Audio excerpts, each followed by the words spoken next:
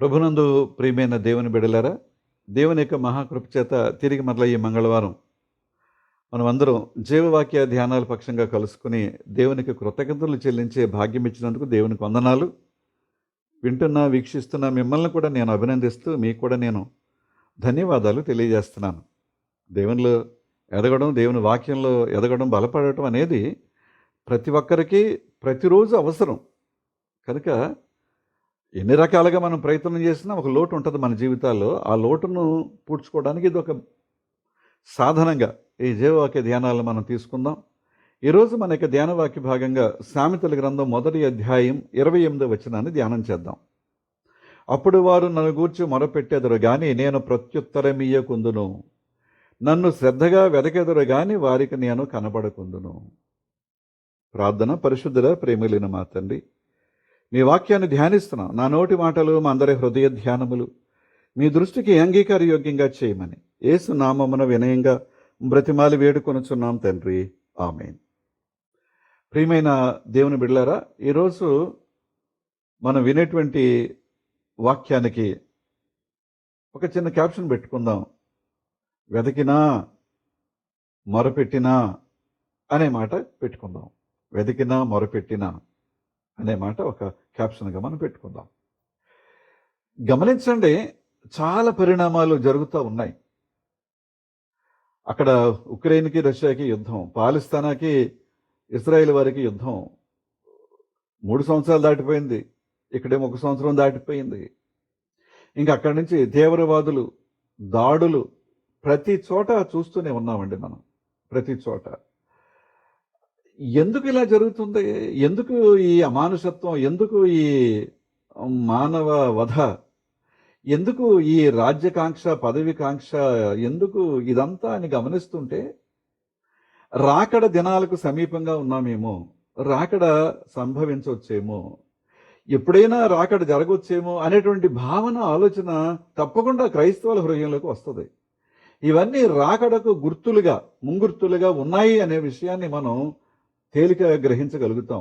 ప్రియమైన దేవుని బిడ్డలారా, అందుచేత ఆ రాకడను దృష్టిలో పెట్టుకుని దేవుని బిడ్డలుగా మనం కొనసాగుతున్నప్పుడు ఎలాంటి సిద్ధపాటును మనం కలిగి ఉండాలి? ఎలాంటి సిద్ధపాటును మనం కలిగి ఉండాలి? ఆ 1వ అధ్యాయం 20వ వచనంలో జ్ఞానము అనే మాట వాడతారు. జ్ఞానము అనే మాట వాడబడింది. ఈ జ్ఞానము దేవుడు చూపిస్తున్నాడు, మనుషులకు ఇస్తున్నాడు, కానీ మనుషులు దానిని గ్రహించటలేదు. అక్కడ వాస్తవానికి ఆ హీబ్రూ భాషలో జ్ఞానము అనే మాట జ్ఞానము కాదండి, అది బహువచనం. జ్ఞానములు అనే మనం దాన్ని మనసులో పెట్టుకోవాలి. జ్ఞానములు. ఎందుకు అంటే దేవుడు అనంత జ్ఞాని అనే మాట మనం వింటామండి. అనంత జ్ఞాని ఏమండి? Infinite wisdom of God, infinite wisdom in God. దేవునిలో ఉన్నటువంటి అనంతమైనటువంటి జ్ఞానం. ఒక సైంటిస్ట్ని తీసుకోండి, లేకపోతే ఒక డాక్టర్ గారిని తీసుకోండి, లేకపోతే ఒక నిష్ఠాతుడైన ఒక వ్యక్తిని తీసుకుంటే వాళ్ళకి కొన్ని పరిధులు ఉంటాయి, కొన్ని పరిమితులు ఉంటాయి. అంతవరకే వారు మాట్లాడతారు. ఖగోళ శాస్త్రజ్ఞులు ఉన్నారు, వాళ్ళని సముద్రం గురించి మాట్లాడమంటే సారీ చెప్తారు. అలాగే వృక్షశాస్త్రం ఎరిగిన వారు ఉన్నారు, అలాగే జంతు శాస్త్రం ఎరిగిన వారు ఉన్నారు, పక్షుల ఆర్నథాలజీ అన్నారు కదండి, పక్షుల శాస్త్రాన్ని ఎరిగిన వారు ఉన్నారు. వాళ్ళు అంతవరకే మాట్లాడతారు, మిగతా విషయాలు మాట్లాడలేరు. కానీ దేవుని దగ్గరకు వచ్చేటప్పటికి అనంత జ్ఞాని. దేని గురించి ఆయన? ఎందుకంటే అవన్నీ ఆయన చేతి పనులు, అవన్నీ ఆయన సృష్టిలో ఒక భాగం. కనుక ఆయన వాటన్నిటి గురించి ఎరిగిన వాడు. అందుకని జ్ఞానము కాదండి, జ్ఞానములు. ఏ రకమైన జ్ఞానమైనా, ఎట్టి జ్ఞానమైనా, ఏ పరిస్థితిలోనైనా జ్ఞానం కలిగినటువంటి దేవుడు అనంత జ్ఞాని. ఆయన జ్ఞానానికి ఇంత అనేటువంటి పరిమితి, పరిధి నువ్వు పెట్టలేవు. ఆ ఇంత అనేటువంటి ఆ పరిమితిని, పరిధిని నువ్వు విధించలేవు. ఇది ఎప్పటికీ కూడా మర్చిపోవడానికి వీల్లేదు. ప్రియమైన దేవుని బిడ్డలారా, ఎవరికి ఏ రకమైన బోధ కావాలో, ఎవరికి ఏ రకమైన నడిపింపు కావాలో అది ఇవ్వగలిగినటువంటి జ్ఞానవంతుడు మన దేవుడు. అందుకనే సర్వ సంపదలు ఆయన యందు గుప్తమై ఉన్నవి. అంటే సంపద అంటే మనం డబ్బు, బంగారం, ఆస్తులు ఇవన్నీ అనుకుంటున్నామండి. కాదండి. సంపద కలిగి ఉండడానికి, కలిగి ఉన్న దానిని నిలబెట్టుకోవడానికి కూడా జ్ఞానం కావాలి. బుద్ధిహీనంగా ప్రవర్తించామనుకోండి, ఎంతకాలం ఉంటుంది ఆ సంపద? బుద్ధిహీనంగా నడుచుకున్నాం అనుకోండి, ఎంతకాలం ఉంటుంది మనం ఏదైతే కలిగి ఉన్నామో? లేకపోతే మన పితరులు మనకి ఇచ్చింది. కొంతమంది భ్రష్టులు అయిపోయారండి, పాపర్స్ అయిపోయారండి, పాడు చేసుకున్నారండి. కారణం ఏంటి? కారణం ఏంటి? దేవుని బిడ్డలారా, ఒక్కసారి మనం జ్ఞాపకం చేసుకుందాం. ఏమండి?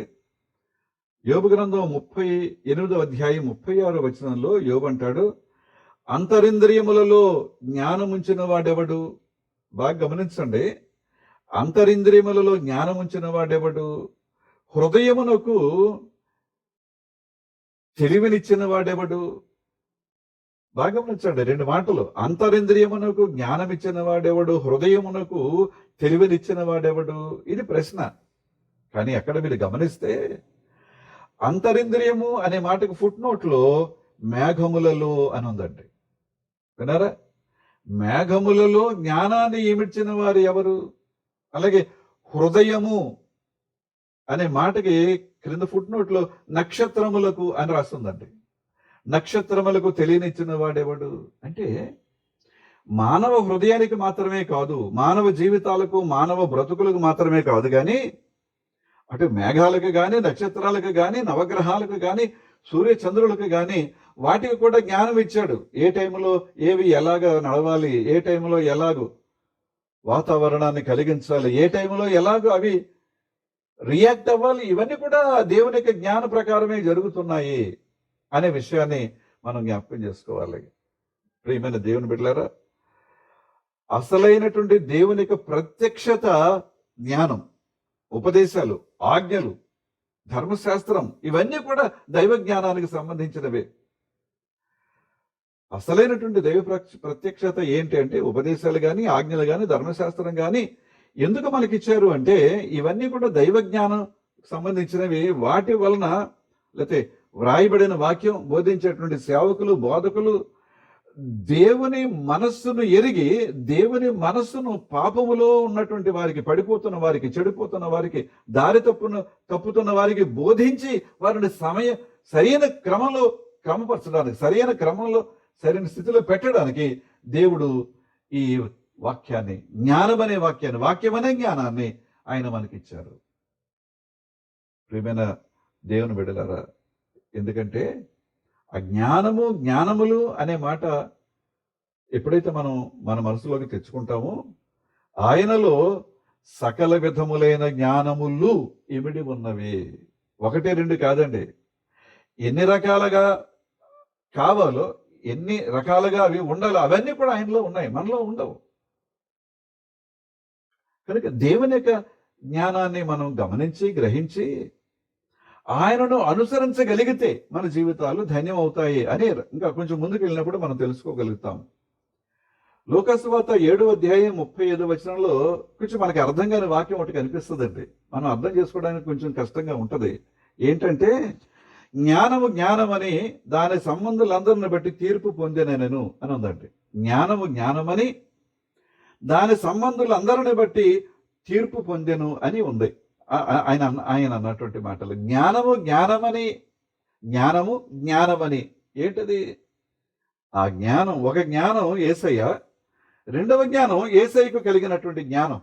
అందుకని ఇంగ్లీష్ బైబిల్ ఏం రాసి ఉంటుందంటే, at wisdom is justified by all her children. At wisdom is justified by all her children. తన పిల్లల వలన, తన పిల్లలను బట్టి ఈ జ్ఞానం అనేది తీర్మానించబడింది. తన పిల్లలు, ఎవరి పిల్లలు? దేవుని పిల్లలు. అందుకని జ్ఞానము జ్ఞానమని అనే మాట అక్కడ చక్కగా వ్రాయబడింది. కనుక ఈ జ్ఞానం స్కూల్లో పుస్తకాలు చదవడం వల్ల, మాస్టర్లు బోధించడం వల్ల వచ్చేది కాదండి. అందుకనే 20వ వచనంలో, ఈ సామెతల గ్రంథం 1వ అధ్యాయం 20వ వచనం కనుక మనం చూస్తే, ఈ జ్ఞానము ప్రతి చోట, వీధులలో, సంత వీధులలో, గొప్ప సందడి గల స్థలములలో, పురద్వారములలో, పట్టణములలో ప్రకటించబడుతుంది. చాలా వివరంగా, రహస్యాలు లేవు, చాటుమాటు లేదండి. ఓపెన్ గా తెలుసుకున్నవారు, అనుసరిస్తున్నవారు ధన్యులు, గ్రహించిన వారు భాగ్యవంతులు. లేదు మూర్ఖంగా దీంతో నాకేంటి పని అని ఒక ప్రక్కకి నెడితే, నాకు అవసరం లేదనుకుని ఇష్టానుసారంగా జీవిస్తే, అందుకనే అప్పుడు వారు నన్ను గూర్చి మొరపెట్టేదురు కానీ, ఎప్పుడు ఒక రోజు వస్తుంది, ఒక టైం వస్తుంది, ఒక పరిస్థితి ఎదురవుతుంది. అప్పుడు మనం దేవుడా దేవుడా అంటే ఆయన అన్నమాట అది, అప్పుడు వారు నన్ను గురించి మొరపెట్టెదరు గాని నేను ప్రత్యుత్తరం ఇయ్యకుందును, నన్ను శ్రద్ధగా వెతుకుదురు గాని వారికి నేను కనబడుకుందును అనే మాట అందుకే చెప్పాడు. కొంతమంది ఏంటండి ఏంటండి ఖాళీ దొరికితే వస్తానులేండి గుడికి, టైం ఉంటే కుదరట్లేదండి బాబు. రోజు వెళ్ళాలి ఏంటండి, రోజు ప్రార్థన చేయాలేంటండి, వద్దు చేయొద్దు. రోజు ప్రతి ఆదివారం గుడికి రావద్దు, రోజు ప్రార్థన చేయొద్దు, కరెక్టే. మరి రోజు అన్నం ఎందుకు తింటున్నావు, రోజు నీళ్ళు ఎందుకు తాగుతున్నావు, రోజు టిఫిన్ ఎందుకు చేస్తున్నావు? టిఫిన్ అంటే టిఫిన్ కదా చేద్దాను, అది కదా ఇది కదా ఏదోటి చేస్తున్నాం కదా. పండు ఫలాలు ఎందుకు తింటున్నావు, రోజు ఎందుకు తినాలి? ఏడాదికి ఒకసారి భోంచేద్దాం.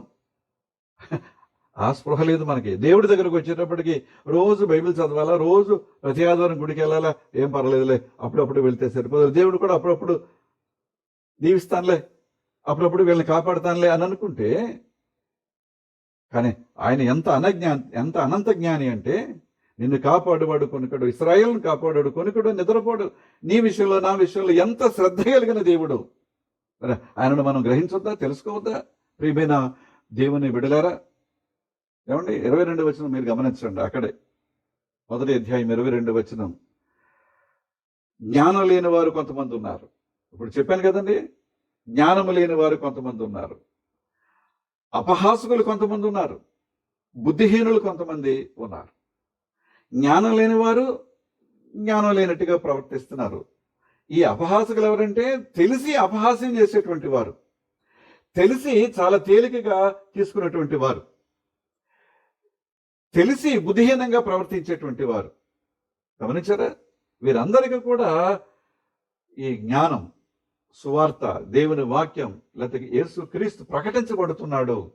కానీ వాళ్ళు జ్ఞానం లేదు కనుక, బుద్ధిహీనులుగా ఉన్నారు కనుక, అపహాసకులుగా ఉన్నారు కనుక స్వీకరించలేకపోతా ఉన్నారు.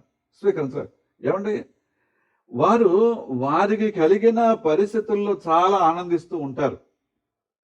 ఇష్టానుసారంగా జీవించే వాళ్ళు ఆ ఇష్టానుసారమైన జీవితాన్ని బట్టి ఆనందిస్తారు. ఒకవేళ ఒక ఒక ఒక ఒక నేరస్తుడు నేరం చేయటంలో, అబ్బో నేను ఎంత తెలివిగా చేశాను అనుకుంటాడు. ఒక దొంగ, నేను ఎంత తెలివిగా దొంగతనం చేశాను, వాళ్ళని ఎంత తేలిగ్గా బురుడి కొట్టించాను, నేను ఎంత తేలిగ్గా వాళ్ళని మోసం చేశానని వాడు చంకలు కొట్టుకుంటా ఉంటాడు, జబ్బలు తెలుసుకుంటా ఉంటాడు. ఏమంటే, నేను కనుక ఈ విషయంలో చాలా నిష్ఠాతుడిని, ఈ విషయంలో నేను చాలా పరిణితి చెందిన వాడను, అబ్బో మంచి ఎక్స్పర్ట్ నేను అని తన గురించి తను గొప్పగా చెప్పుకుంటూ ఉంటాడు.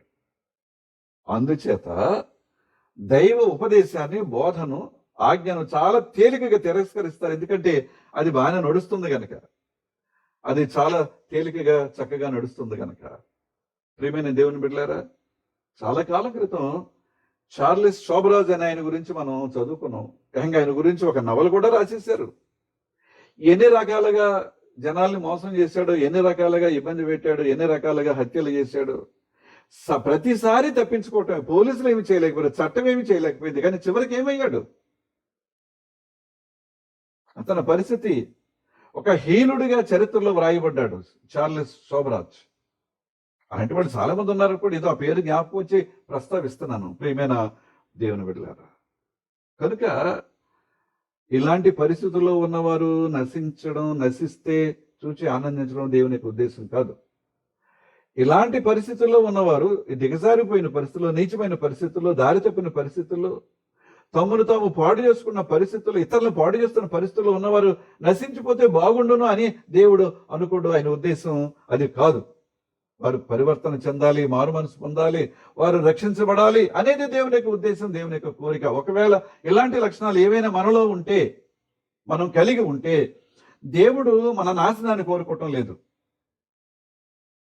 కొన్నిసార్లు మన ఎడలో దుర్మార్గంగా ప్రవర్తించేవారు, వాళ్ళ యొక్క దుర్మార్గతను బట్టి మనకి చాలా కష్టం కలుగుతుంది, నష్టం కలుగుతుంది. కోపం వచ్చి వాడు చస్తే బాగుండు అనుకుంటాం, వాడికి ఏదైనా అయిపోతే బాగుండు అనుకుంటాం, దేవుడు వాడిని మొత్తితే బాగుండు అనుకుంటాం. కానీ దేవుడు అలాగ అనుకోవట్లేదు. మనం అనుకోవటం తప్ప రైటా నేను ఇప్పుడు జస్టిఫై చేయట్లేదండి, కానీ మనం అనుకుంటాం.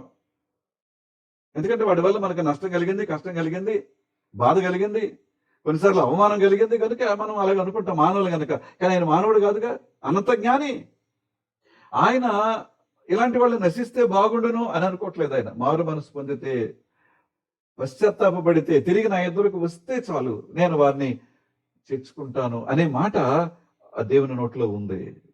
కనుక దేవుని పిలుపు మారు మనసు పొంది జ్ఞానవంతులం కావాలి అనేది దేవుని యొక్క పిలుపు. 23వ వచనం, కానీ గద్దింపుకు లోబడిన వారు, మంచి మనస్సుకు తావివ్వని వారు, దేవుని వైపు తిరగని వారు, పని బాధ్యతల వైపు తిరగని వారు, బ్రతుకు వైపు తిరగని వారు వారి జీవితాల్లో నుంచి బయటకు రావాలి. గద్దింపుకు లోబడాలి. దేవుని వాక్యం వింటున్నప్పుడు, చదువుతున్నప్పుడు ఒక గద్దింపు నీకు వస్తున్నప్పుడు దానికి నువ్వు లోబడాలి. అలాగే మంచి మనసు లేదు నీలో, కానీ ఆ మనసును నువ్వు మార్చుకుని మంచి మనస్సుతో అలాగే అప్పుడు దాకా దేవునికి దూరంగా వ్యతిరేకంగా ఉన్నావు, దేవుని వైపు తిరగలిగితే, ఇలాంటి జీవితం జీవించేవారు వారి బాధ్యతలు మర్చిపోతారు, పనులు చేయరు.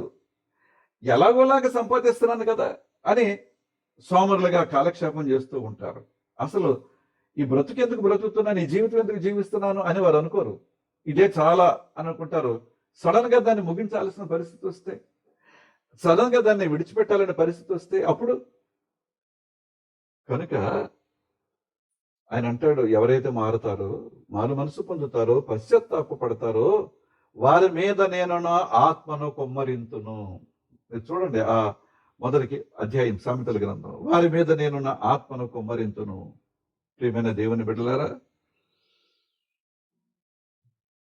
వినడం, అర్థం చేసుకోవటం, లేకపోతే గ్రహించడం అనేది కొద్ది కొద్దిగా కాదండి, నామమాత్రంగా కాదు, సంపూర్ణంగా మనం చేయగలిగితే దేవుని యొక్క ఆత్మను వారి మీద నేను కుమ్మరిస్తాను, నా ఆత్మని నేను వారి మీద కుమ్మరిస్తాను అంటున్నారండి. ఆత్మ కుమ్మరింపబడితే ఎలా ఉంటుందండి? ఆత్మ కుమ్మరింపబడితే ఏమవుతుందండి?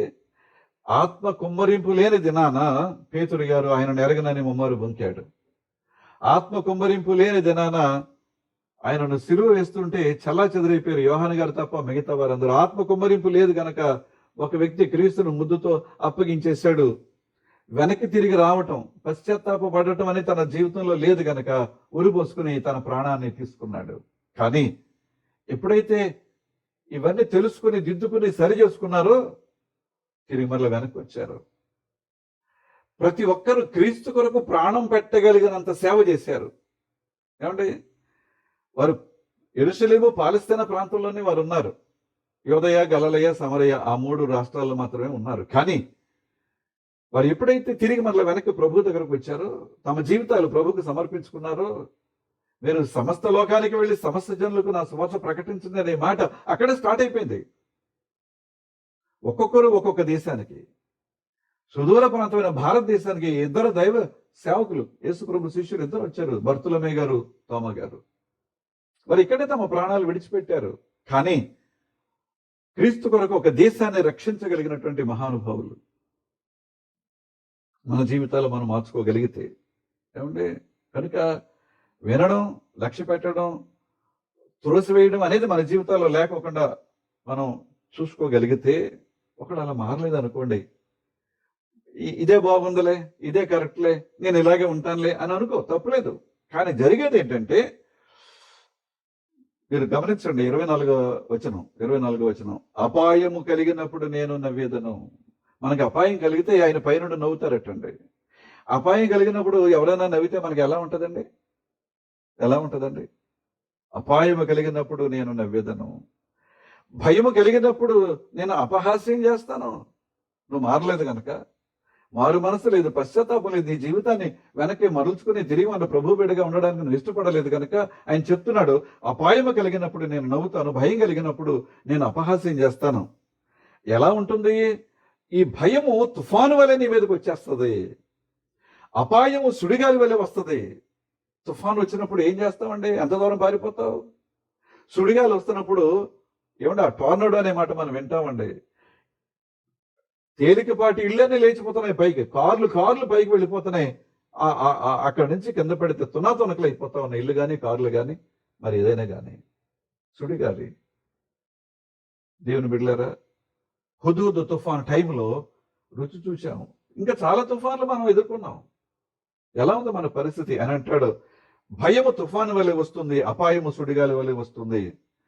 కష్టము దుఃఖము ప్రాప్తించినప్పుడు నేను అపహాస్యం చేస్తాను. ఎందుకంటే మీరు నన్ను నా వాక్యాన్ని అపహాస్యం చేశారు కదా, ఏముందిలే, ఆ బైబిల్ అలాగే చెప్పొద్దులే, బోధకులు ఇలాగే చెప్తారులే, ఏదో ఆశిస్తున్నారులే, ఇలాంటి మాటలు వాడేవారు చాలా మంది ఉన్నారు. ఆయన అంటాడు, కష్టము దుఃఖము మీకు ప్రాప్తించినప్పుడు నేను అపహాస్యం చేస్తాను, మొరపెడితే నేను జవాబు ఇవ్వను, వెతికినా ప్రార్థన చేసినా నేను వారికి కనబడను. ఫినిష్.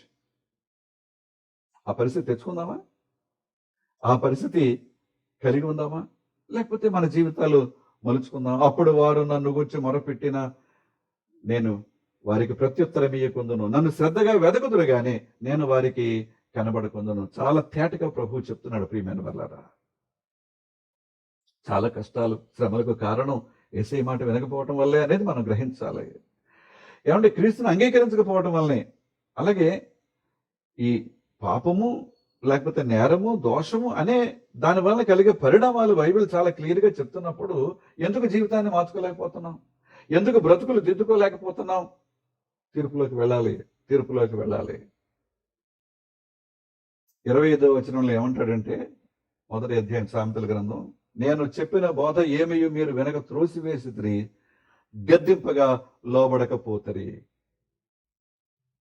కొంచెం 29వ వచనం చూడండి ఒకసారి. జ్ఞానము వారికి అసహ్యమాయను, యెహోవా యందు భయభక్తులు కలిగి ఉండట వారికి ఇష్టము లేకపోయాను. జ్ఞానం అసహ్యమైందంట, దేవుని యందు భయభక్తులు కలిగి ఉండటం వారికి ఇష్టం లేకపోయిందట. 30వ వచనం, నా ఆలోచన వినలకు పోయి నా గద్దింపును కేవలము తృణీకరించేది. ఎంతకాలం ఉందామండి ఈ పరిస్థితుల్లో? ఎంతకాలం ఉందాం? ఏం చేస్తాడు మనిషి? తాను ఏదైతే చూస్తున్నాడో దానిని బట్టి హృదయం ఏదైతే చెప్తుందో ఆ ప్రకారమే చేస్తాడు తప్ప, నేను చూసిన దాంట్లో తప్పు ఉంది, నేను చూసిన దాంట్లో పొరపాటు ఉంది, నా హృదయం చెప్తున్న దాంట్లో నన్ను నాశనానికి నడిపించే మార్గం ఉందని గ్రహించడు. అందుకనే క్రీస్తును అంగీకరించడు ఆ వ్యక్తి. అది చూడడానికి అందంగా ఉందంట, సౌందర్యంగా ఉందంట, చిన్న అట్రాక్షన్, అది కాదుగా ఉంది, అదంతా కరెక్టే, కానీ దాని జోలికి వెళ్ళొద్దని చెప్పాడు కదా ఆయన. మిగతావన్నీ సరిపోవా? మిగతావన్నీ ఇన్ని ఉండగా ఒకటి లేకపోతే నీకేంటి లోటు? కానీ దానికోసమే వెంపర్లాడటం, దానికోసమే పరుగులు పెట్టడం, దానికోసమే తాపత్రయపడటం, నష్టపోతున్నాం. ఉచితంగా ఇస్తున్న దేవుని కృపను తృణీకరించవద్దు. నువ్వు ఆయన కృప పొందడానికి ఏ ప్రయత్నం చేయక్కర్లా, ప్రాకులాడక్కర్లా, ఖర్చు పెట్టక్కర్లా. ఆయన నీకు ఉచితంగా ఇవ్వడానికి ఆయన సిద్ధంగా ఉన్నారు. ఆయన కృప అది నువ్వు అర్థం చేసుకోలేదు గనక, గ్రహించలేదు గనక, ఆ 26వ వచనంలో ఏమంటాడంటే, నీకు కలిగే అపాయాలకు కలుగుతున్న భయాలకు కారణం అదే. ఎవరి ఫలం వారు అనుభవించాల్సిందే. జీవితపు ఫలం ఎవరి బట్టి, నువ్వు మంచి చేస్తే మంచి ఫలాలు, చెడు చేస్తే చెడు ఫలాలు నీవు అనుభవించవలసిందే. ఏమండి? ఎవరి జీతం వారి కొరకు ఆయన సిద్ధపరిచి ఉంచాడు. ఎవరి జీతం వారి కొరకు సిద్ధపరిచి ఉంచాడు. అప్పుడప్పుడు ఈ కాంపిటేటివ్ ఎగ్జామ్స్ రాస్తున్నప్పుడు మైనస్ మార్కులు ఉంటాయి అని చెప్తారు, నెగిటివ్ మార్క్స్ ఉంటాయి అని చెప్తారు. నువ్వు వచ్చింది రాయి, ఏదో ఒకటి పెడితే బాగానే జరుగుద్దులని ఉంటే అక్కడ నెగిటివ్ మార్కు. అంటే ఇప్పుడు వచ్చిన మార్కుల్లో కూడా ఈ నెగిటివ్ మార్కు అది పట్టుకుపోతుంది. 10 మార్కులు వచ్చాయి, 10 రైట్లు రాసావు, ఒక 4 నెగిటివ్ పెట్టావు, ఈ 10లో 4 పోతే నీకు 6 మిగిలాయి. చూసారా? జీవితం అదే, బ్రతుకదే. అందుకని 33వ వచనం అంటాడు, నా ఉపదేశం అంగీకరించేవాడు సురక్షితముగా నివసించును, వాడు కీడు వచ్చి నన్ను భయం లేక నెమ్మదిగా ఉండును. నా ఉపదేశం అంగీకరించేవాడు సురక్షితంగా ఉంటాడు, కీడు వచ్చు నన్ను భయం లేకుండా వాడు నెమ్మదిగా ఉంటాడు, నిశ్చింతగా ఉంటాడు. ఎందుకంటే దేవుని మాటలు వింటున్నాడు, అడుగుజాడలో నడుస్తున్నాడు గనక. నేర్చుకుందాం, ప్రార్థన చేసుకుందాం. కృప కలిగిన మా తండ్రి, మీ వాక్యం ద్వారా మీరు మమ్మల్ని సంధిస్తున్నందుకు మీకు వందనాలు. మీ వాక్యాన్ని మీరు మాకు అందిస్తూ వినిపిస్తూ మా జీవితాలు మీరు ధన్యపరుస్తున్నందుకు ప్రభువా మీకు హృదయపూర్వకమైన వందనాలు. ఆయన విన్న వాక్యాన్ని మేము మా హృదయంలో బదిలిపరచుకోవడానికి, నీ వాక్యానుసారంగా జీవించడానికి కృప దయచేయండి. వింటున్న వీక్షిస్తున్న మా ప్రియ కుటుంబాలు ప్రతి ఒక్కరిని కూడా దీవించండి, దర్శించండి నాయన. మీ కాపుదల వారిని ముందుకు నడిపించండి ప్రభు. అలాగే వ్యాధి బాధల్లో బలహీనతలు ఉన్న వారిని దర్శించండి ఆయన. ఇగో వేసవి ఎండల యొక్క తీవ్రతలో మీ కాపుదల దయచేయమని, ఉపశమనం దయచేయమని ప్రార్థన చేస్తున్నాను. మరొక చల్లని ఋతువుకు చాలా దగ్గరగా ఉన్నాం. నేను ఈ సంవత్సరం వర్షాలకు లోటు లేకుండా చేయండి, పాడి పంటలకు లోటు లేకుండా చేయండి, కరువు కాటకాలకు దూరపరచండి. తొలకరి అనే మాట మా ప్రాంతంలో ఉంది నాయన. ఆ తొలకరి కొరకు మేము ఎదురు చూస్తున్నాం. ఆ తొలకరి జల్లులతో మమ్మల్ని సేద తీర్చమని, ఆనందపరచమని, సంతోషపరచమని ప్రార్థన చేసుకుంటూ బిడ్డలకు చదువులు తోడుగా ఉండండి. నూతనమైన తరగతులకి త్వరగా వారు వెళ్ళబోతున్నారు. ప్రభు సహాయం చేయండి. అలాగే విదేశాల్లో ఉండి చదువుతున్న బిడ్డలు, ఉద్యోగాలు చేస్తున్న బిడ్డలకు కూడా మీ కాపుదల దయచేయండి. వృద్ధులు, బాలింతలు, గర్భిణీలు, చిన్న బిడ్డలు వీరందరిపై నీ కృపవర్షాన్ని కుమ్మరించండి. యవన బిడ్డలు కరికరించండి ఆయన. యవన కాలపు అవసరాలు తీర్చండి తండ్రి. తల్లిదండ్రులు వారి కొరకు చేస్తున్న ప్రార్థనకు ప్రతిఫలంగా ఆ బిడ్డల క్షేమాన్ని, నెమ్మదిని కలిగి ఉండడానికి కృప దయచేయి. అలాగే ప్రతి సంఘాన్ని, సంఘ కాపరి, సంఘంలో ఉండే ప్రతి ఒక్కరిని కూడా ఆశీర్వదించమని ప్రార్థన చేస్తూ మా రాష్ట్రాన్ని, దేశాన్ని మీ చేతులకు అప్పగిస్తున్నాను, నడిపించమని. కేవలం వీరందరూ కూడా మీ సృష్టిలో ఒక భాగం నాయన. మీ చేతిలో పనిముట్లు వారు. మీ చిత్తానికి అనుకూలంగానే వారు పనిచేయాలి. అది మేలైనా కీడైనా కూడా మీ అనుమతి లేకుండా వారెవరు మేము కూడా ఏమి చేయలేము కనుక సహాయం చేయమని. మరొక మంగళవారం ఇలా కలిసి ప్రార్థించేంత వరకు మీ కృపాక్షేమం అందరూ వెంట రానిమ్మని, దీవించి పంపించమని యేసు నామం అడుగుచున్నాం తండ్రి, ఆమేన్. పరలోకమందున్న మా తండ్రి, మీ నామం పరిశుద్ధపరచబడును గాక, మీ రాజ్యం వచ్చును గాక, మీ చిత్తం పరలోకమందు నెరవేర్చినట్లు భూమి యందు నెరవేరును గాక. మన దినాహారం నేడు మాకు దయచేయము. మా ఇళ్ల అపరాధములు చేసిన వారు మేము క్షమించిన ప్రకారం అపరాధములు క్షమించము. సోదరులను తేక దుష్టుని తప్పించము. రాజ్యము, శక్తి, మహిమ నిరంతరము నీవే ఉన్నావు తండ్రి, ఆమేన్. మన తండ్రి అయిన దేవుని నుండి, ప్రభు అయిన క్రీస్తు నుండి, పరిశుద్ధాత్మ నుండి కృపయు సమాధానం మీకు కలుగును గాక, ఆమేన్. అందరికి వందనాలు. మరొక మంగళవారం కలుసుకుందాం. అంతవరకు సెలవు.